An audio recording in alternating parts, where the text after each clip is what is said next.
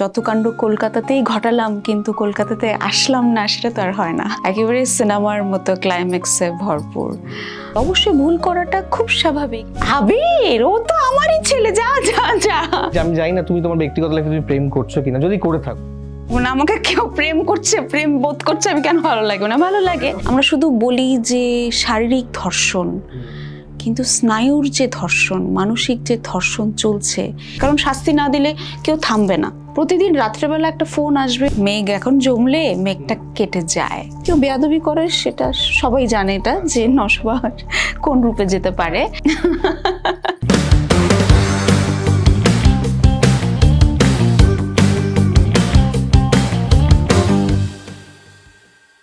কিছু মাস আগে যখন আমি সাক্ষাৎকারটা নিই, তখন আমাদের মধ্যে একটা দূরত্ব ছিল, দুই দেশের যে দূরত্বটা থাকে সেটা একটা স্ক্রিনের এপারে এবং ওপারে বসা ছিল আর কি।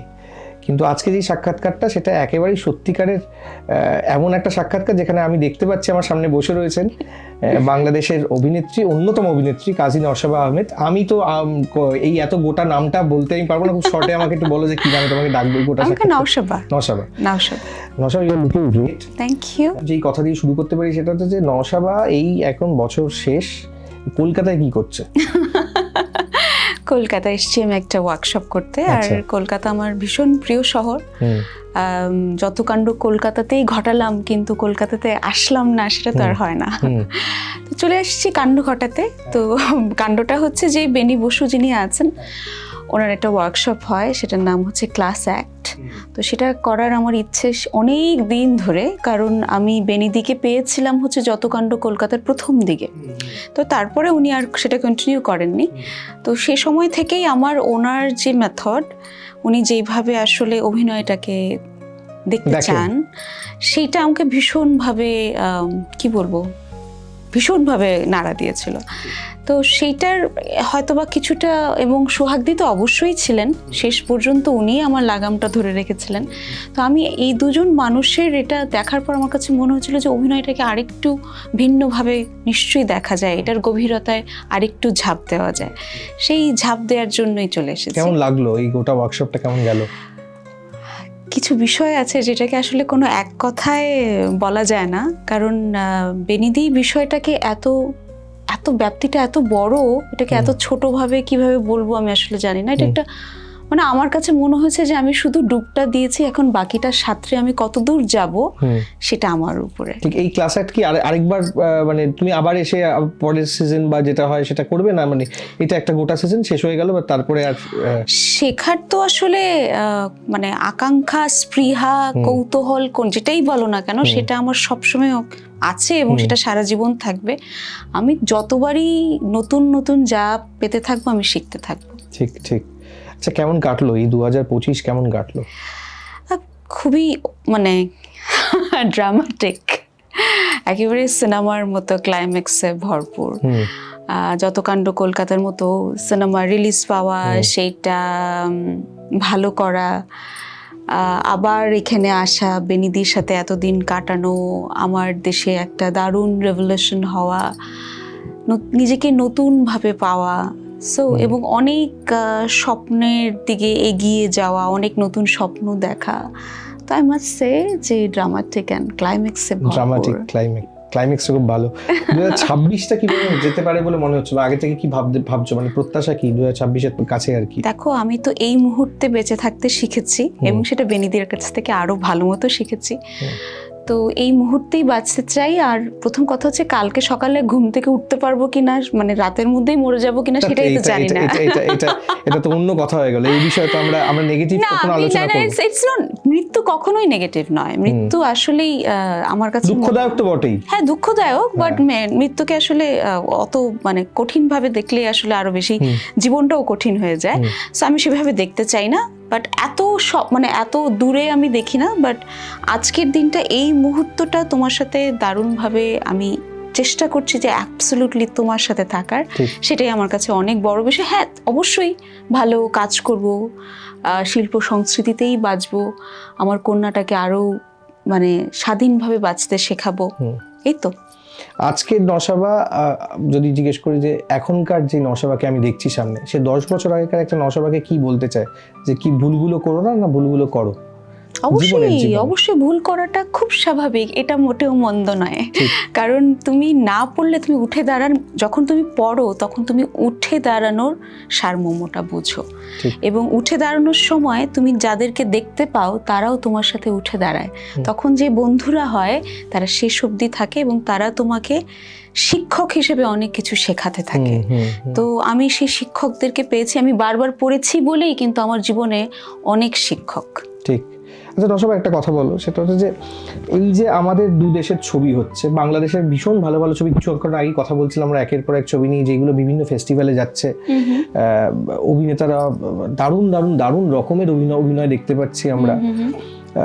আমাদের কলকাতাতেও সেরকম একটা নতুন ধরনের অভিনেতা উঠে আসছে। তোমাদের কাছে বাংলার পরিচালক বা অভিনেতারা ঠিক কিরকম পর্যায়ে রয়েছে? আমাদের কাছে যেরকম নামগুলো বলছিলাম, তোমাকে সুমনের নাম বললাম পরিচালকের, এবং ধরো তোমাদের মোশাররফ করিম, চঞ্চল দা, এরা তো আছেনই, এরা দুদেশেই অভিনয় করছে। তোমাদের কাছে ঠিক আমাদের পরিধি বা এই মাপটা কেমন? খুবই একেবারেই আগের মতোই এবং আরো দারুণভাবে। এবং আমরা আমার বলি তো যে আমার মার প্রতি ফ্রাইডেতে আমাকে প্রথমেই বলেন যে দুপুর হয়েছে, ভূতের ভবিষ্যৎ ছাড়। আচ্ছা। অথবা আমার বাবাকে তার মনে পড়লে বলেন সাগরিকা ছাড়। ইভেন আমি যখন যতকাণ্ড কলকাতাতে করার জন্য সিলেক্টেড হই, আমার মা প্রথমে খুবই টেনশনে ছিলেন, যে কারণ আমি কখনোই তাকে ছেড়ে কোথাও যাইনি। আর আমার বাবার মৃত্যু হয়েছিল তখন সবেমাত্র, 2023-এর কথা বলছি। তো সেই সময় আব্বু আমার মা আমাকে বলছিলেন যে যাবি, কার সিনেমা করতে যাচ্ছিস? আচ্ছা ঠিক আছে। যখনই বললাম অনিক দত্ত এবং যখন বললাম আবির, ও তো আমারই ছেলে, যা যা যা। আবির দা বলেন অথবা আমাদের অনির্বাণ দা বলেন, যার কথাই বলেন না কেন আপনি, সেখানে তারা ভীষণভাবে পপুলার। আমি তো আবির দাকে বললাম যে আবির দা, আমার মা বলে যে আমার ছেলে ওটা। যেহেতু যেমন ধরেন নিশো এখানে যেরকম, ঠিক আবির দাও সেখানে সেরকমই, এবং ওনাকে ভীষণ সবাই পছন্দ করে। প্রথম কথা হচ্ছে আমি যে সিনেমাটা করেছি, এরপরে আমাকে বারবার সবাই আবির দার সাথে তুমি কাজ করেছো, তো অবশ্যই একই রকমই, যেহেতু ওনারা হয়তো ওখানে যাননি বলে সেটা বুঝেন না। আমি তো আবির দাকে সবসময় নিমন্ত্রণ জানাই যে দাদা আসে দেখেন যে এখানে স্পেশালি মেয়েরা আপনার কি পরিমাণ ভক্ত। সেটা কি শুধু আবির দা, আমি বলছি যে অভিনয়ের ততটা ফ্যান না, আবির দার ওই দেখাটা একটু বেশি ফ্যান? না না না না, অভিনয়ের অবশ্যই। তার সব ছবি মেয়েদের মুখস্থ, আমার মায়ের মুখস্থ। আমার মায়ের ভীষণ তাকে ভালো ছেলে এরকম একটা বিষয়। যেমন ধরেন এখানে নিশোর যেমন ভীষণ, আমি আমার বন্ধুদের সাথে যখন কথা বলি, ওয়ার্কশপেও যখন কথা হচ্ছিল, বারবার নিশোর কথা আসছিল। তারপর আমাদের জয়া আপা তো আছেনই। তো সেরকমই কোনোভাবেই হয়তোবা এখানকার অভিনেতারা ওখানে খুব কম যান বলেই সেটা মনে হয় না। যেমন ইথিকা কিন্তু ওখানে দারুণ পপুলার। সো ওর যে প্রিয়তমাটা সে করলো, এরপরে তো ওখানে সে দারুণ পপুলার। সো ওখানে গেলেই বোঝা যাবে যে। কিন্তু এই আবিরের ছবিটা নিয়ে যে কথা হচ্ছে, তোমার তো দেখাই হয়নি এখন। হ্যাঁ, আমি দেখতে পারিনি এখনো, কারণ এই ওয়ার্কশপের মাঝখানে আমি আবার একটু ওয়ান ডাইমেনশনাল। সো আমার পক্ষে দুদিকেই মনোযোগ দেওয়াটা ডিফিকাল্ট। সো আমি আসার পরপরই আমি সবার কাছ থেকে ক্ষমা চেয়ে নিয়েছিলাম যে আগে ওয়ার্কশপ শেষ করব, তারপরে যেমন ধরো 21 তারিখে শেষ হলো, 22 তারিখটা আমি একটু নিজেকে সময় দিলাম। আজ থেকে আমি যে কদিন আছি এখন, তারপরে অনিকদার সাথেই মনে হয় সিনেমাটা দেখা হবে। ঠিক। আচ্ছা একটা কথা বলে, এই যে ওয়ান ডাইমেনশনাল একটা মানুষের তো অসুবিধার একটা বিষয়, তোমার আমি জানি না তুমি তোমার ব্যক্তিগত লাইফে তুমি প্রেম করছো কিনা, যদি করে থাকো তো দুটো তো ম্যানেজ করাটা টাফ। এজন্য তো হয় না, এই কারণে আমি একদমই ফোকাস, আমার পরিবার। জীবনে কি একটা প্রেম দরকার নেই, কি মনে হয় এখন? না, মনে হয় কি একদমই তোমায় যেটা বলিস, আমি তো আসলে অনেক দিন নিজের মতো করেই শুধু শিল্প সংস্কৃতিটা নিজে একা একাই করছিলাম। অনেক দিন পর না আমি এখন একটু শ্বাস নিতে পারছি। সেটাই সিনেমা করা বলো, আমার দেশে থিয়েটার করা বলো, আমার একটা দল রয়েছে টুগেদার উইকেন্ড, যেখানে আমি স্পেশালি এবলদের নিয়ে কাজ করি। আমি অনেক দিন পর না কাজ করতে পারছি। আর আমার না প্রেমটা আমি যদি না পাচ্ছি। আমি একটু কথা বলি, সেটা হচ্ছে তোমার মনে হয় যে তোমার লাইফে যদি একটা পুরুষ এসে দম বন্ধ করে দেবে তোমার কাজ? সে আটকে রেখে দেবে? আমার অনেক বন্ধু আছে বাবা, ওই পর্যন্তই ঠিক আছে, কারণ আমার ওই শিল্প সত্তার মধ্যে হাত দেবে কিনা সেটা তো আর আমি জানি না। সো আমার আসলে ওটা নিয়ে একদমই কোনো মানে আমি এখন এই মুহূর্তে I am not open for that. কিন্তু প্রপোজাল তো পাও, সেটা ভালো লাগে তো নিশ্চয়ই? হ্যাঁ ভালো লাগে, কেন ভালো লাগবে না? আমাকে কেউ প্রেম করছে, প্রেম বোধ করছে, আমি কেন ভালো লাগবে না? ভালো লাগে। তখন সেখানে কিভাবে কাটিয়ে দাও? মানে আমার যেহেতু খুব মানে আমার থিয়েটার আছে, আমি দেখা করতে পারবো না, আমার শুট রয়েছে, আমি দেখা করতে পারবো না, আমার মেয়েটাকে নিয়ে বেরোতে হবে, এই সব না যেটা বলি আমি সত্যিই বলি। আর আমার আসলে যেটা আছে সেটা হচ্ছে আমি আমার নিজের এটা নিয়ে থাকতে খুব ভালো লাগে। আমার একা থাকতে একদমই ভয় লাগে না। আমি আমার একটা গল্পের বই নিয়ে সারাটা দিন কাটিয়ে দিতে পারবো, একটা পাতার দিকে তাকিয়ে আমি 2 ঘন্টা কাটিয়ে দিতে পারবো। তো এই প্র্যাকটিসটা আমার হয়ে গেছে। মানুষ আমরা তো সোশ্যাল লাইফ লিড করি, বন্ধু বান্ধব আড্ডা এগুলো নেই? না তেমন নেই, আছে খুব কম। ফেসবুক সোশ্যাল মিডিয়া করা হয়? হ্যাঁ সেটা তো মানে কাজের খাতিরেই আমি করি, এবং এটা না করলে আমার বন্ধুরা আমাকে পেটাবে। আচ্ছা, সো সেটাও একটা বিষয় আছে। সো আমি এখন নতুন ভাবে স্পেশালি যতকাণ্ডর পর থেকে আমি আরেকটু অ্যাক্টিভ হয়েছি, কারণ যতকাণ্ড কলকাতাটা আমাকে একটা কনফিডেন্স দিয়েছে যে এতদিন কাজ না করেও যখন এখানে অডিশন দিয়ে কেন্দ্রীয় চরিত্র পাওয়া যায়, তার মানে হচ্ছে এই যে আমি শেখাটা ধরে রেখেছিলাম, হালটা ছাড়িনি, নিজের উপর বিশ্বাসটা ছাড়িনি, তার মানে এখন আমার দ্বারা আরো অনেক কিছু কাজ করা সম্ভব। আর কার সাথে মানে এই এখানকার পরিচালকদের সাথে কার দিকে তুমি তাকিয়ে আছো যে তাদের সাথে কাজ করা বাকি পরিচালকদের? সে তো অনেক অনেক অনেক অনেক ব্যাপার। কয়েকজনের নাম শুনি একটু। আদিত্য দা, কৌশিক দা। তাদেরকে জানানো হয়েছে যে আমি কাজ করতে চাই, না সেই সুযোগটা হয়নি এখনো? না এখনো হয়নি, হয়তোবা তোমাদের এটার মাঝখানে যদি ওনারা দেখেন কখনো, নিজে থেকে এখনো বলা হয়নি। সেটাও আমার আসলে একটু শিখতে হবে, যে বলাটা শিখতে হবে। আমার বলতে কোনো প্রবলেম নেই, কিন্তু আমি যে কিভাবে এগোবো আমি একটু গর্তে লুকিয়ে থাকি। কিন্তু আমার কাজ করতে ভীষণ ভালো লাগে। যেমন ধরেন অনেকদা যেমন আমাকে নিজে খুঁজে নিয়েছেন, অডিশন নিয়েছেন, বাট এরপরে আমি কিন্তু তেমন কোনো যোগাযোগ আগাতে পারিনি। সেটা আমি মেনে নিচ্ছি, এটা আমারই দুর্বলতা। কিন্তু আমি মনে করি যে এই যে আমি আমার নিজের ক্রাফটের দিকে নজর দিয়ে রেখেছি, আমার দৃঢ় বিশ্বাস যে আমি যদি ভালো কাজ পারি তাহলে আমি কাজ পাবো। ঠিক। আমি একটা সিরিয়াস প্রশ্ন করতে চাই। আমি কিছুদিন আগে একটা সোশ্যাল মিডিয়ায় একটা জিনিস দেখছিলাম, হয়তো তুমিও দেখে থাকবে, যে প্রত্যেকটি অভিনেত্রী, বাংলাদেশের অভিনেত্রী প্রত্যেকটি, মানে ভুল বললাম আমি, অধিকাংশ অভিনেত্রী যাদেরকে আমি দেখছি তাদেরকে একটা নাম্বার নিজেদের মুখে লিখছিলেন। সেটা হচ্ছে যে আমি পরে যখন একটু ঘাটলাম, যেটা জানলাম যে প্রত্যেক দিনে তাদের সংখ্যা ট্রোল, তাদেরকে নিয়ে শারীরিক গঠন থেকে শুরু করে তাদের পোস্ট, তাদের, তোমার কিরকম ফিল হয়? মানে এইটা যখন তোমার সহ অভিনেত্রী বা তোমার কলিগ, যারা আমরা কলিগই বলছি কারণ তারা সবাই একসঙ্গে কাজ করি, এইটা কেন হচ্ছে? মানে এইটা কোথা থেকে আসছে যে এই ট্রোলের সংখ্যাটা যে দিনকে দিন বাড়ছে? আমি দেখলাম এক একজনের মানে পার ডে 119, 120 এরকম নাম্বার। মানে how do you feel it? মানে তোমার কি মনে হয় এটা কোন? এই যে আমি এটাই ফিল করি যে মানে আমরা আমাদের নিজের থেকে কতখানি দূরে চলে গেছি, এবং কতখানি আমরা অবক্ষয় এবং আমাদের যে অস্থিরতা সেটা আমরা কোনোভাবে প্রকাশ করার জন্য, যে আমাকে তো কেউ দেখতে পাচ্ছে না, আমি একটা লিখে দিলাম, সেটা হয়তো আমার পার্সোনাল একটা অ্যাগ্রেশন, সেটা আমি আরেকজনকে দেখে লিখে দিলাম, এবং স্পেশালি সেটা মেয়েদেরকে টার্গেট করে। এটা তখন বোঝা যায় যে, এবং এই যে সংখ্যাটা আমি যখন এটা দেখছিলাম, মানে আমার কাছে মনে হচ্ছিল যে আমি নিজেও যেহেতু এই বিষয়টা নিয়ে অনেক কথা বলি, আর আমার কাজটা যেহেতু আমি প্রান্তিক এলাকার মানুষদের নিয়ে কাজ করি, স্পেশালি কিশোর কিশোরীদের নিয়ে কাজ করি, আমি যেহেতু আর্ট থেরাপিটা করি, মেন্টাল হেলথটা নিয়ে কাজ করি, আমি দেখি যে এই যে একটা ডিপ্রেশনে একটা পুরো সোসাইটি চলে গেছে, এইটার একটা কিন্তু প্রতিফলন হচ্ছে এইটা। আমরা কিন্তু নাম্বারটা দেখছি, কিন্তু এই মানুষগুলো কেন এরকম হয়ে উঠছি সেইটার দিকে নজর দেওয়াটা বেশি জরুরি বলে আমি মনে করি। এটা কিন্তু তোমার ফলাফল যে কেউ তোমাকে অ্যাগ্রেসিভলি অ্যাটাক করছে, কিন্তু কোথা থেকে করছে, কোথা থেকে সেই এই অ্যাগ্রেশনটা তৈরি হচ্ছে, সেই জায়গায় হাত দেওয়াটা বেশি জরুরি। বাড়িতে একজন নারীকে একজন পুরুষ কিভাবে দেখছে, তুমি তোমার মায়ের সাথে কিভাবে কথা বলছো, তোমার হাজবেন্ড তোমাকে কিভাবে ট্রিট করছে, একজন মেয়ে তার সেই জায়গায় কিভাবে নিজেকে রেসপন্স করছে, সে কি দিনের পর দিন মারটা খেয়ে নিচ্ছে নাকি বলছে থামো আমি এটা আর নেব না। সো সেই সাহসটাও তো এই বলাটার জন্য তো একটা সাহস দরকার। এক্স্যাক্টলি। তো এটা তো আসলে একেবারেই গোড়ায় হাতটা দিতে হবে। আমরা তো শুধু ফলাফলটা নিয়ে চিৎকার করতে থাকি, কেন আমার মেয়ে অঙ্কে ভালো করলো না। আগে গোড়ায় যাও। আমরা কিন্তু দোষটা দিতে পারি, অবশ্যই সেই ট্রলের শিকার কিন্তু আমিও হচ্ছি, কিন্তু আমার কথাটা হচ্ছে যে অবশ্যই এটাকে মানে একটা সেফ নেট তৈরি করা দরকার, যেখানে আমি কমপ্লেইনটা করতে পারবো যে কেন এটা হচ্ছে, এটা তো হতে পারে না। আর একটা বিষয় শাস্তির ব্যবস্থাও করা উচিত, কারণ শাস্তি না দিলে কেউ থামবে না।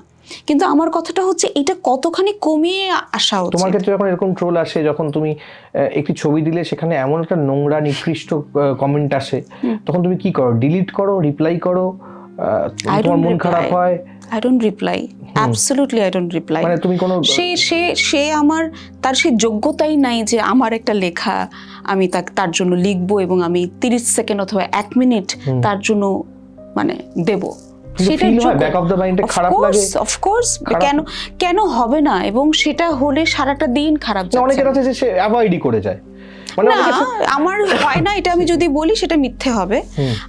এবং আরেকটা বিষয় হচ্ছে যে আমি খুব বেশি মানে পড়ি না, কিন্তু যদি পড়ে থাকি এবং সেটা যদি আমাকে এফেক্ট করে, আমার আসলে এফেক্ট করে এবং তখন আমার খারাপ লাগে। এবং আমার যেটা হয় যে আমার যে টিম আছে তারা সেটা ডিলিট করে দেয়, কারণ যেহেতু সেটা আমার কষ্ট লাগে। বাট এটা আমাকে এফেক্ট করে না, অবশ্যই আমাকে এফেক্ট করে। আমি একজন সংবেদনশীল মানুষ, আমার একটা এফেক্ট করে, আমার খারাপ লাগে। কিন্তু আমি তাকে আগে মনে হতো যে অ্যান্সার দেবো, এই দেবো না, আমার মনে হয় যে আমি তাকে দিয়ে আমার মূল্যবান সময় নষ্ট করতে চাই না। ঠিক। আচ্ছা, আরেকটা প্রশ্ন আমি ভাবছিলাম, সেটা হচ্ছে যে এখন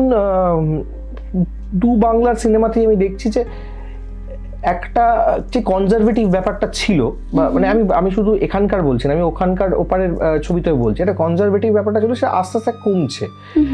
সেটা ভালোর জন্যই কমছে, হয়তো অভিনয়ের খাতিরেই কমছে। আমি বলতে চাইছি যে ইন্টিমেট সিন,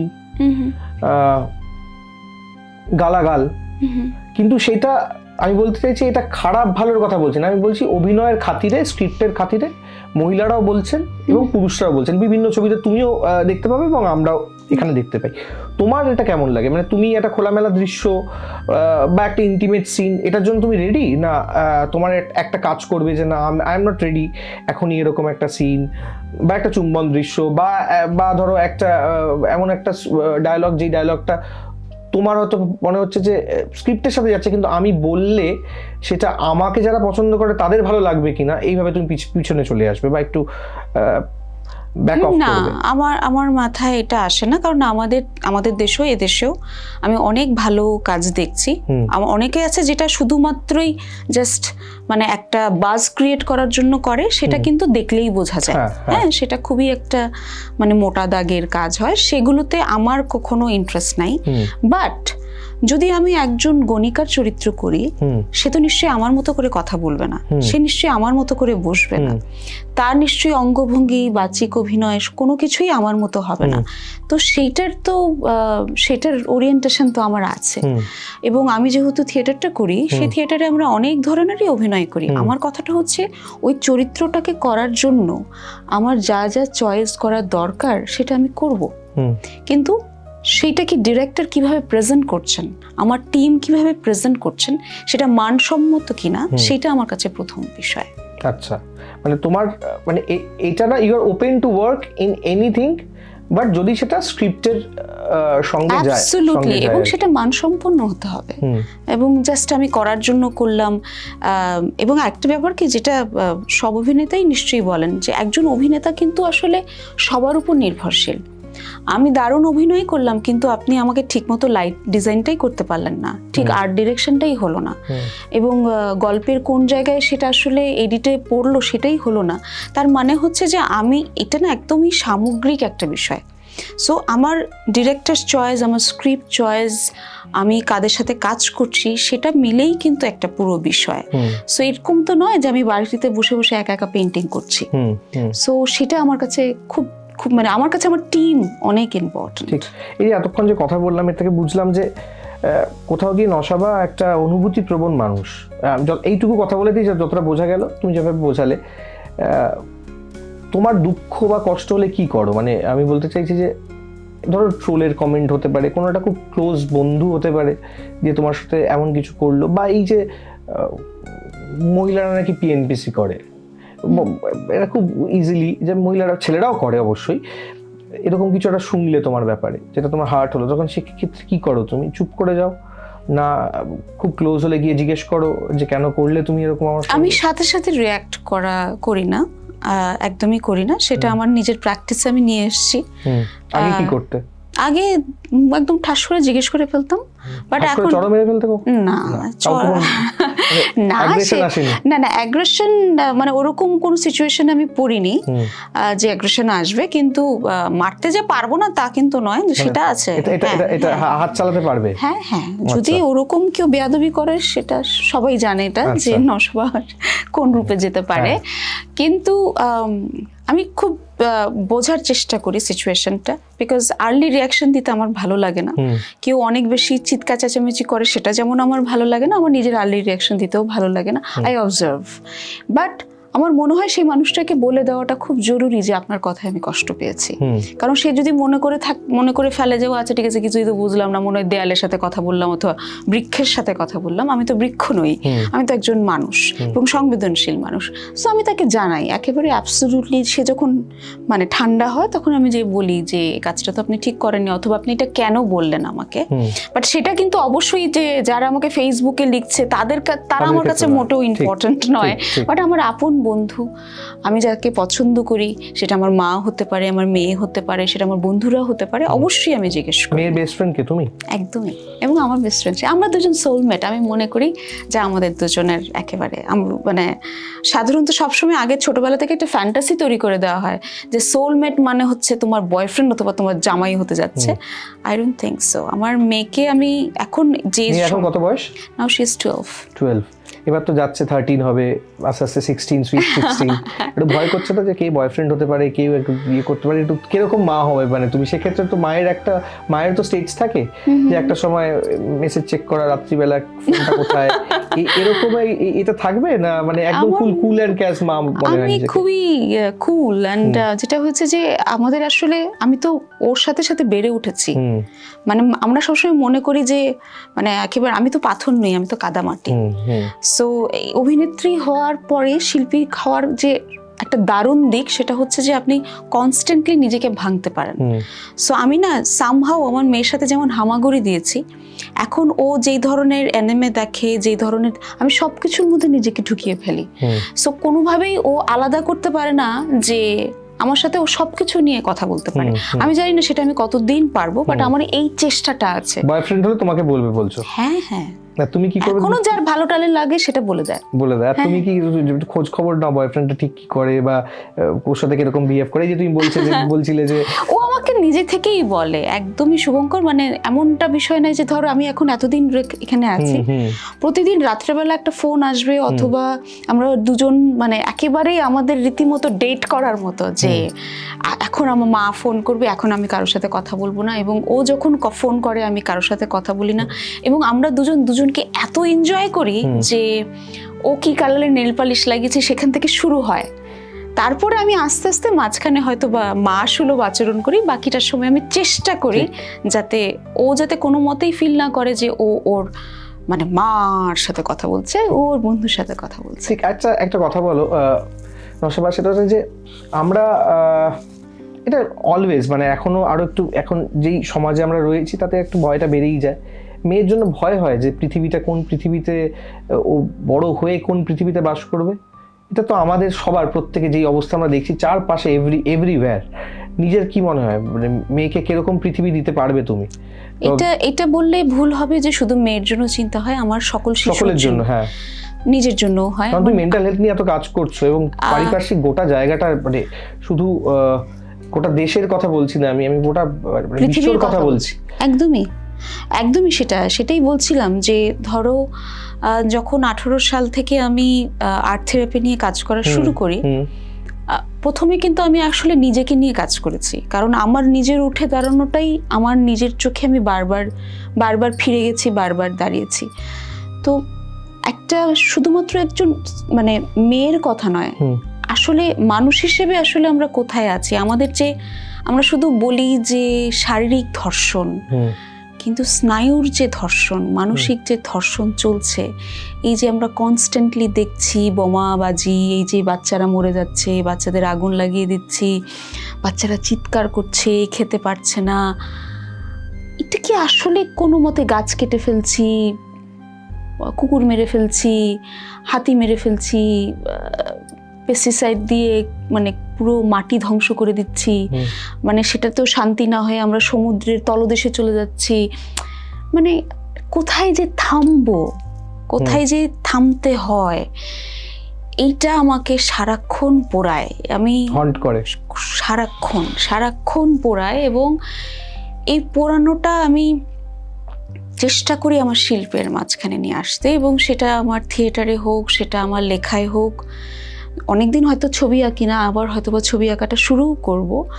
আমি যখন থেরাপি দেই, যাদেরকে নিয়ে আমি কাজ করি, আমি তো স্পেশালি এবলদের নিয়ে কাজ করি, স্পেশালি যে যারা চোখে দেখেন না, মানে দৃষ্টি প্রতিবন্ধী, বাকশ্রবণ প্রতিবন্ধী, হুইল চেয়ার বাউন্ড, প্লাস হচ্ছে এই জুলাইতে যারা চোখ হারিয়েছে, হাত পা হারিয়েছে, এবং যারা মানসিকভাবে রাস্তায় ছিল এবং ভীষণভাবে বিপর্যস্ত।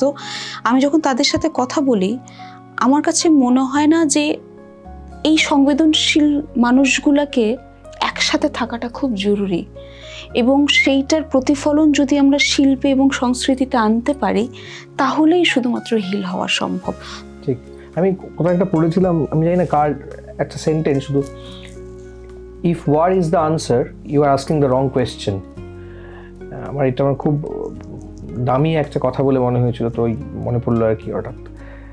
একেবারে শেষের দিকে চলে এসেছি, 2026 তো বললে, ফিরে গিয়ে কলকাতা থেকে কি নিয়ে যাচ্ছ, ব্যাগে করে কি নিয়ে যাচ্ছ এখান থেকে?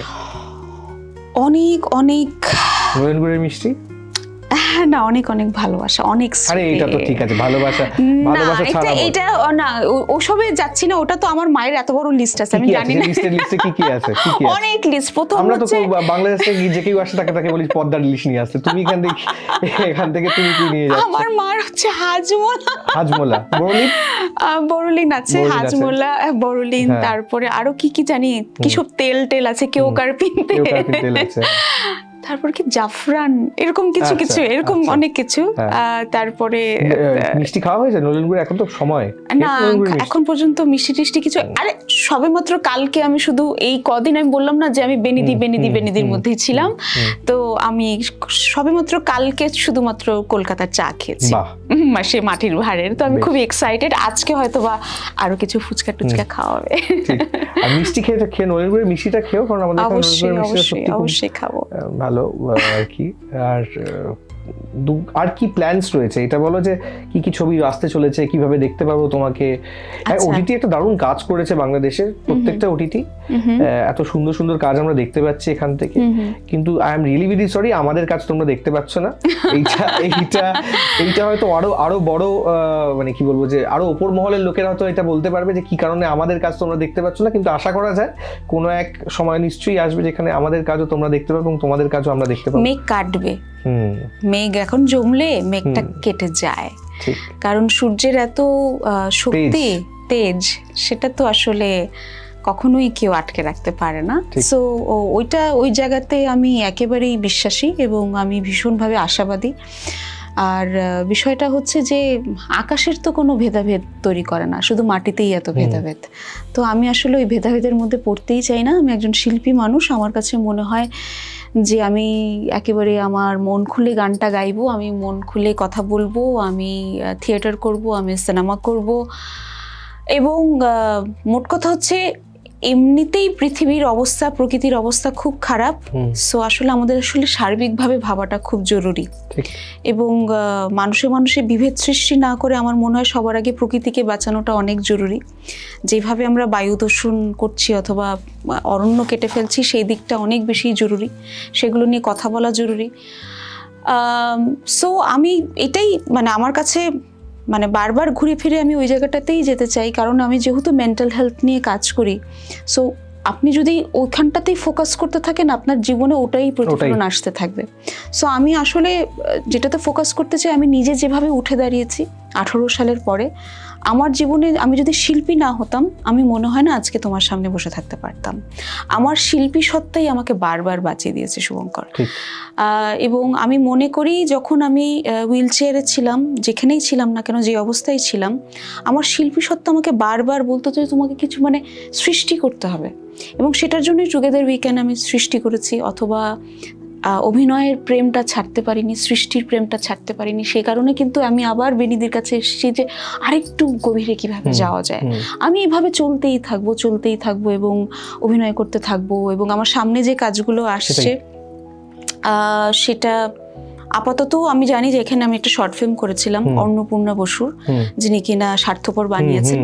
সো আশা করি সেটা রিলিজ পাবে। আর এখনো আমি জানি না যে কলকাতায় আমি কারোর সাথে যোগাযোগও হয়নি যে কাজকে আদৌ কিছু হবে কিনা। নিশ্চয়ই ভালো কাজ হবে।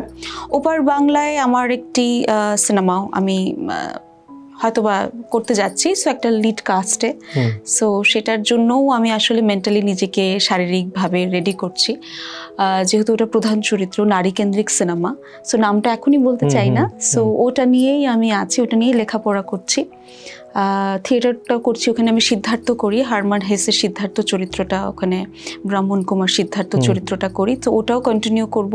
এবং আমার টুগেদার উইকেন্ডে আগুনই যেটা একদমই রক্তকরবীকে আমি এই বর্তমান সময়ের পরিপ্রেক্ষিতে বানিয়েছি, এবং সেখানে অল পারফর্মার্স আর স্পেশালি এবলড, যারা দৃষ্টি প্রতিবন্ধী এবং বাকশ্রবণ প্রতিবন্ধী, এবং জুলাইতে যারা চোখ এবং হাত পা হারিয়েছেন। সো ওনাদেরকে নিয়ে এই শোটা আমি পুরো বাংলাদেশ জুড়ে করতে চাই। কখনো ইচ্ছা আছে হয়তোবা এখানে এসেও করতে চাই, অথবা পৃথিবীর যেখানে বড় বড় থিয়েটার হয় সেখানে করতে চাই। সো আমি তো স্বপ্ন দেখি যে আমি ব্রডওয়ের মতো থিয়েটার করব, সেখানে অভিনয় করব। ঠিক আছে, থ্যাংক ইউ আমাদের সঙ্গে কথা বলার জন্য। থ্যাংক ইউ, সবাই খুব ভালো লাগলো কথা বলে। আমারও ভীষণ ভালো লাগলো। তুমি সাবধানে যেও, এবং আমি চাইবো তুমি আবার সাবধানে যেন এখানে আসতে পারো আমাদের এখানে বাংলা ছবিতে। আবার তোমাকে দেখতে চাই যতকাণ্ড কলকাতার মতোই। থ্যাংক ইউ নশবা। আমার সঙ্গে ক্যামেরা সৌপ্তিক, আমি শুভঙ্কর দাওয়াল।